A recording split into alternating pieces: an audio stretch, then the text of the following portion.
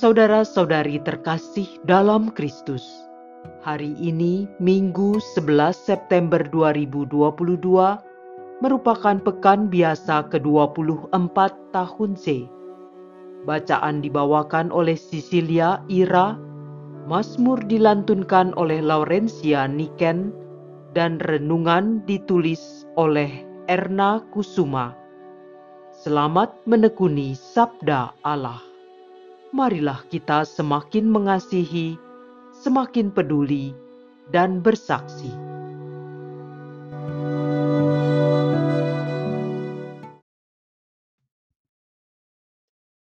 Dalam nama Bapa dan Putra dan Roh Kudus. Amin. Tuhan, Engkau memberikan kepada kami firman-Mu. Firman-Mu telah menjadi manusia dan kini menjadi bentuk kehadiran-Mu di tengah kami. Utuslah Roh Kudus yang Kau janjikan sebagai penghibur, yang mengajarkan kami makna firman-Mu itu. Kiranya inspirasinya membantu kami memahami firman yang telah ditulis dengan inspirasi ilahi. Jadikan pula kami melalui hembusan roh-Nya, tanah-tanah yang subur bagi pertumbuhan firman-Mu, hingga menghasilkan buah berkelimpahan. Demi Kristus Tuhan dan pengantara kami. Amin.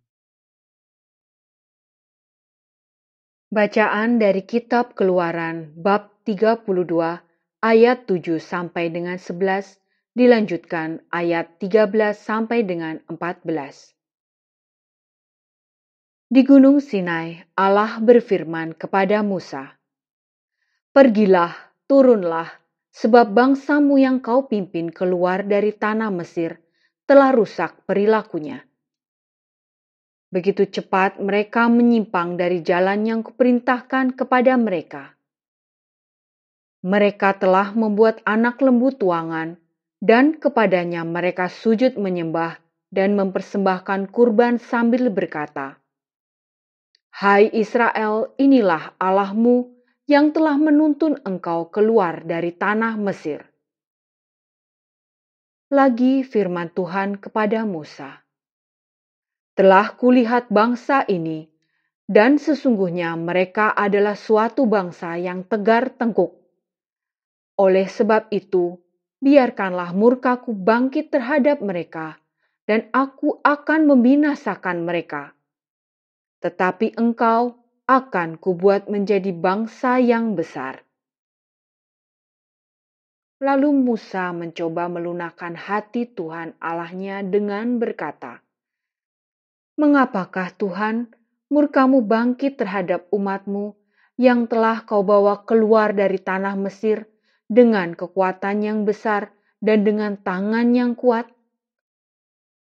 Ingatlah kepada Abraham, Ishak, dan Israel, hamba-hambamu itu, sebab kepada mereka engkau telah bersumpah demi dirimu sendiri dengan berfirman kepada mereka, Aku akan membuat keturunanmu sebanyak bintang di langit, dan seluruh negeri yang telah kujanjikan ini akan kuberikan kepada keturunanmu, supaya dimilikinya untuk selama-lamanya.'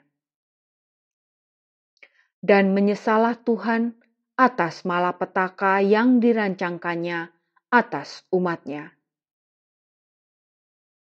Demikianlah sabda Tuhan.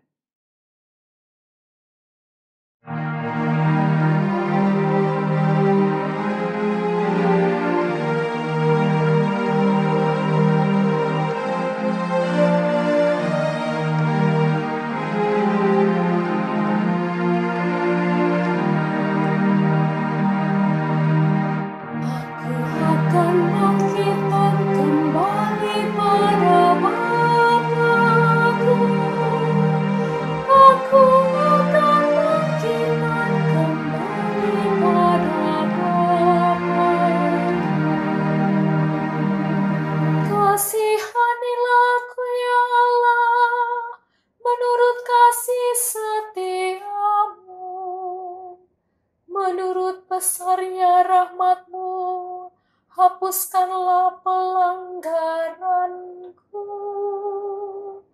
Bersihkanlah aku seluruhnya dari kesalahanku, dan tahirkanlah aku dari dosaku. Aku akan bangkitkan kembali pada Bapa-Ku. Aku akan bangkitkan kembali pada Bapa-Ku.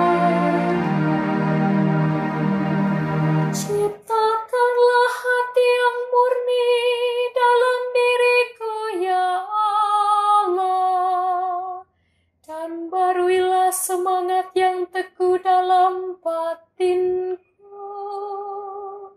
Janganlah membuang aku dari hadapan-Mu, dan janganlah mengambil Roh-Mu yang kudus daripadaku. Aku akan bangkitkan kembali pada Bapa-Ku. Aku akan bangkitkan kembali pada Bapa-Ku. Ya Tuhan, bukalah bibirku, supaya mulutku mewartakan puji-pujian kepadamu. Bersembahku kepadamu ialah jiwa yang hancur. Hati yang remuk redam tidak akan kau pandang hina, ya Allah. Aku akan bangkitkan kembali pada Bapa-Ku. Aku akan bangkitkan kembali pada Bapa-Ku.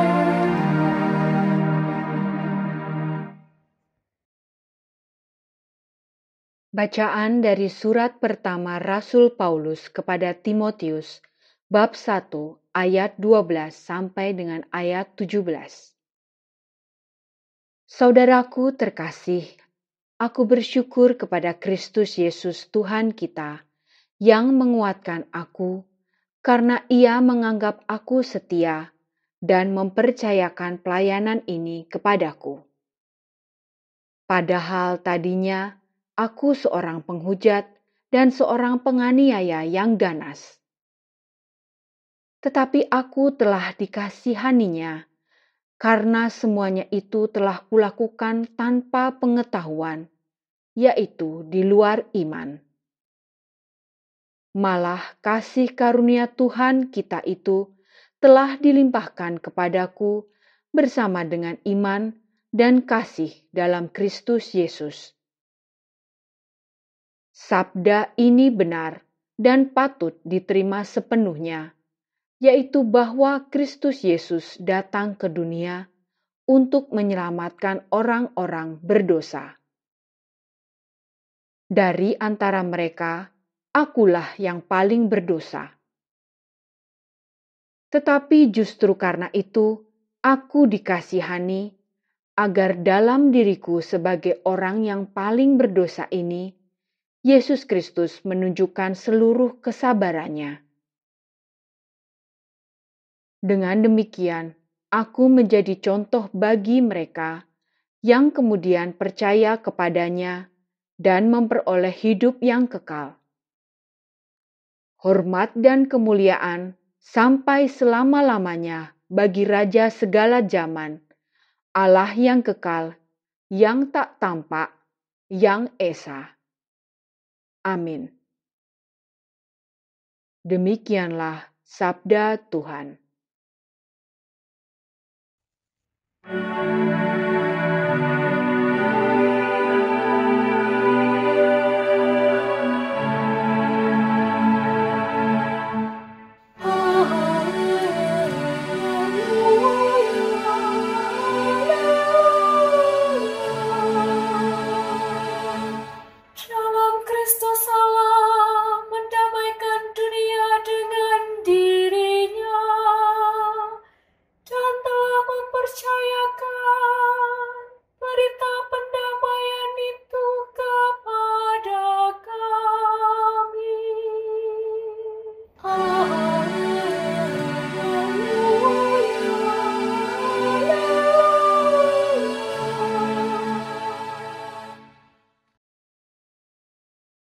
Inilah Injil suci menurut Lukas, bab 15 ayat 1 sampai dengan ayat 10.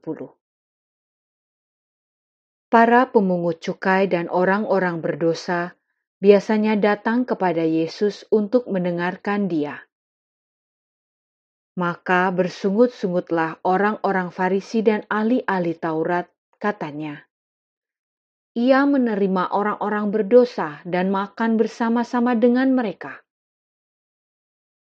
Lalu ia mengatakan perumpamaan ini kepada mereka. Siapakah di antara kamu yang mempunyai 100 ekor domba, dan jikalau ia kehilangan seekor di antaranya, tidak meninggalkan yang 99 ekor di padang gurun dan pergi mencari yang sesat itu sampai ia menemukannya?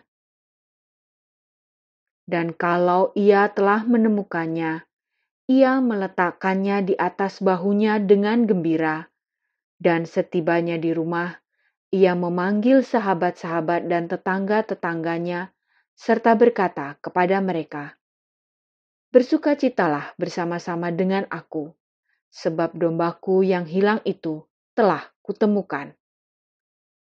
Aku berkata kepadamu, demikian juga akan ada sukacita di surga karena satu orang berdosa yang bertobat, lebih daripada sukacita karena 99 orang benar yang tidak memerlukan pertobatan. Atau perempuan manakah yang mempunyai 10 dirham, dan jika ia kehilangan satu di antaranya, tidak menyalakan pelita dan menyapu rumah serta mencarinya dengan cermat sampai ia menemukannya? Dan kalau ia telah menemukannya, ia memanggil sahabat-sahabat dan tetangga-tetangganya serta berkata, "Bersukacitalah bersama-sama dengan aku, sebab dirhamku yang hilang itu telah kutemukan." Aku berkata kepadamu, demikian juga akan ada sukacita pada malaikat-malaikat Allah karena satu orang berdosa yang bertobat. Demikianlah sabda Tuhan.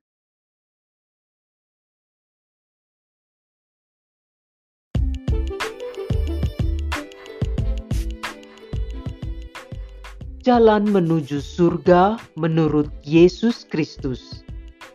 Renungan dibawakan oleh Erna Kusuma.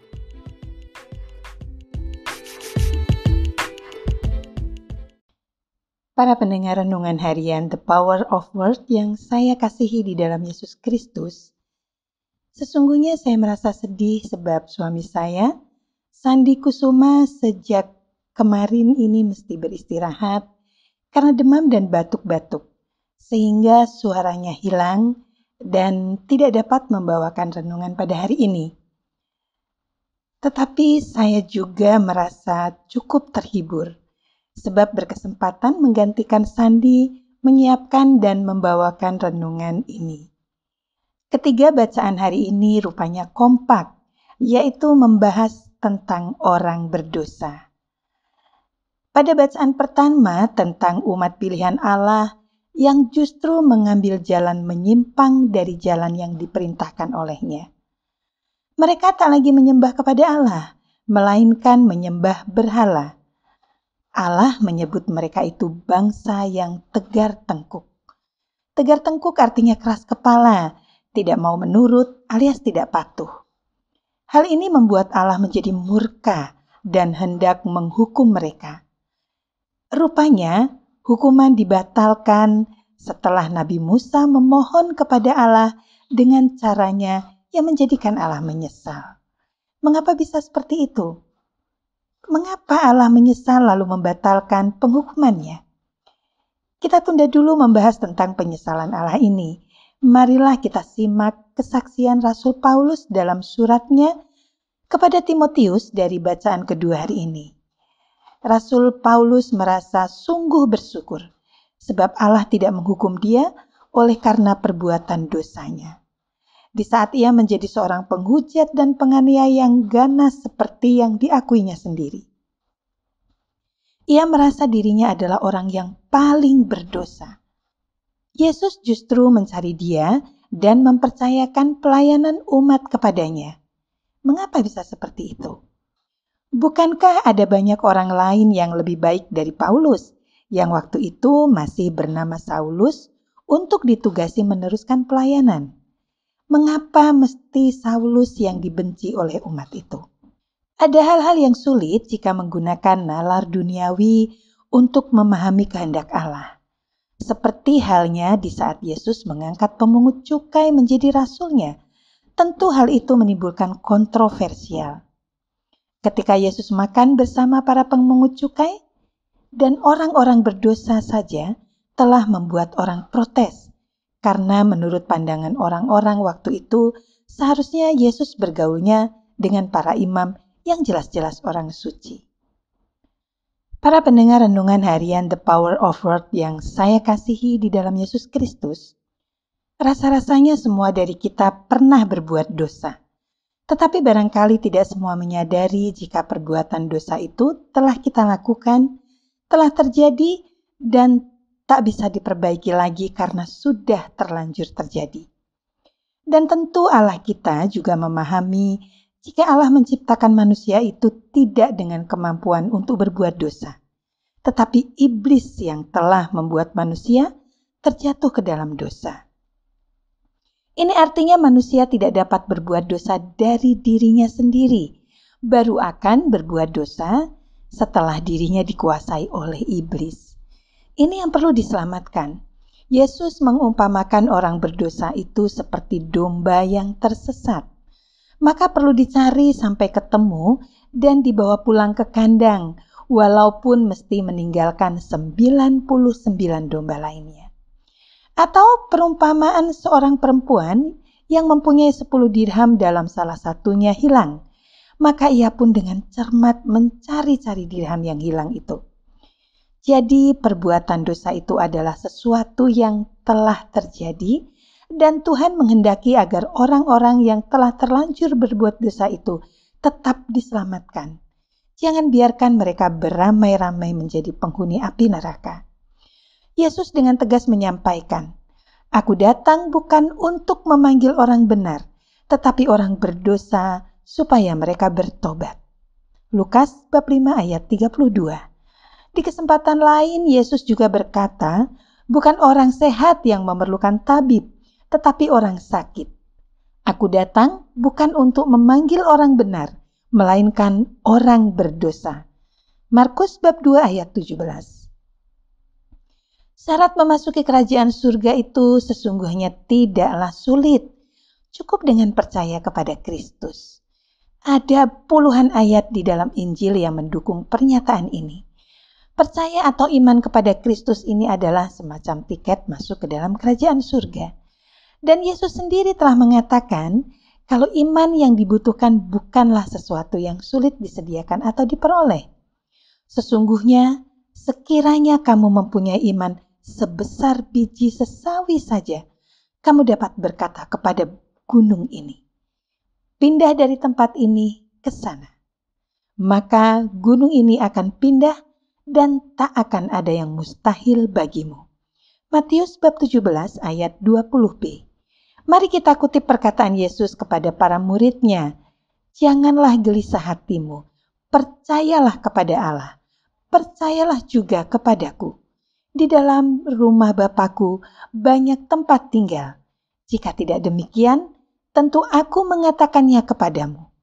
Sebab aku pergi ke situ untuk menyediakan tempat bagimu. Yohanes bab 14 ayat 1 sampai dengan ayat 2. Ya, dengan iman kita telah mendapat jatah tempat di surga. Jika demikian, lalu untuk apa kita bertobat? Nanti dulu. Dosa dilarang keras dibawa masuk ke dalam surga. Sekalipun kita percaya dan beriman, tetap belum boleh masuk ke surga kalau masih ada dosa. Nah, bagaimana demikian? Apakah ini artinya kalau kita telah terlanjur berdosa, kita tidak dapat masuk ke dalam surga? Tidak seperti itu tentunya. Tuhan telah menyediakan solusinya, yakni pertobatan. Melalui pertobatan, dosa-dosa kita akan diampuni. Aku akan menaruh belas kasihan terhadap kesalahan mereka dan tidak lagi mengingat dosa-dosa mereka. Ibrani bab 8 ayat 12. Pertobatan akan menghasilkan sukacita di surga seperti yang disampaikan oleh Yesus. Akan ada sukacita pada malaikat-malaikat Allah karena satu orang berdosa yang bertobat. Tetapi pertobatan itu sendiri mesti dibarengi perasaan jera atau kapok, bertekad untuk tidak mengulangi berbuat dosa yang sama. Mana bisa kita berbuat dosa lalu bertobat berulang-ulang, seperti orang minum obat saja. Lalu bagaimana jika saat meninggal dunia, ada dosa yang masih belum diampuni atau belum ada pertobatan? Apakah jaminan iman tetap akan membawa kita menuju surga? Ya, pastinya begitu. Tetapi tidak serta-merta begitu. Karena dosa sama sekali tidak boleh dibawa ke dalam surga. Berbuat dosa itu seperti mencabut paku dari pohon tersebut. Pakunya tidak lagi berada di situ. Tetapi lubang bekas tusukan pakunya masih ada. Lambat laun luka bekas paku itu akan hilang dan menjadi sembuh 100%. Seandainya pun masih ada tersisa dosa yang belum diampuni atau sudah diampuni tetapi masih menyisakan bekas luka. Dan kita tahu dosa itu menempelnya di jiwa kita bukan di badan kita. Maka dosa tetap akan kita bawa setelah meninggal dunia nanti, tidak seperti benda-benda dunia lainnya. Para pendengar renungan harian The Power of Word yang saya kasihi di dalam Yesus Kristus, kita tidak perlu merasa khawatir. Tentu Tuhan tidak memberikan solusi yang asal-asalan saja. Segala sesuatunya pastinya telah dipertimbangkan dengan sangat matang. Kita, orang Katolik, percaya adanya purgatorium atau api penyucian. Di tempat itulah sisa-sisa dosa kita dibersihkan. Logikanya, kalau masih ada banyak, ya bisa jadi kita lebih lama mampir di sana. Makanya yang terbaik untuk kita adalah membereskannya selagi masih ada kesempatan di dunia ini, supaya kelak bisa lewat tol menuju surga tanpa perlu mampir di purgatorium. Semoga Tuhan memberkati kita semua. Amin.